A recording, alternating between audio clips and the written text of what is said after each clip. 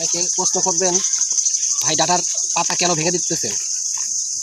আমি বলবো ভাই, ডাটার পাতা ভেঙে যদি দেই তাহলে দেখুন গাছে কিন্তু প্রচুর পরিমাণ ডাটার বীজ ধরে গেছে। একটু লক্ষ্য করে দেখবেন প্রত্যেকটি ডাটার বীজ কিন্তু হয়েছে।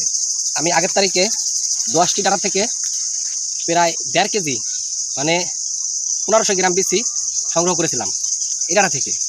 আবার কিন্তু সেখানে আমি ডাটা বিক্রি করেছি। আবার কিছু ডাটা আমার জমির চারপাশে রেখে দিয়েছি।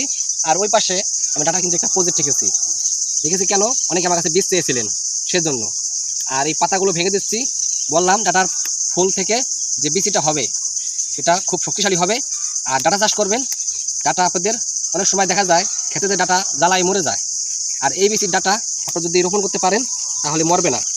একটাই কারণ, ডাটার বীজটা খুব শক্তিশালী, দ্রুত শিকড় গড়াতে পারবে আর মাটিতে শিকড়টা বসাবে। সেজন্য আমরা এই পাতার ভেঙে দিচ্ছি ডাটাটা অনেকটা শক্তিশালী হওয়ার জন্য।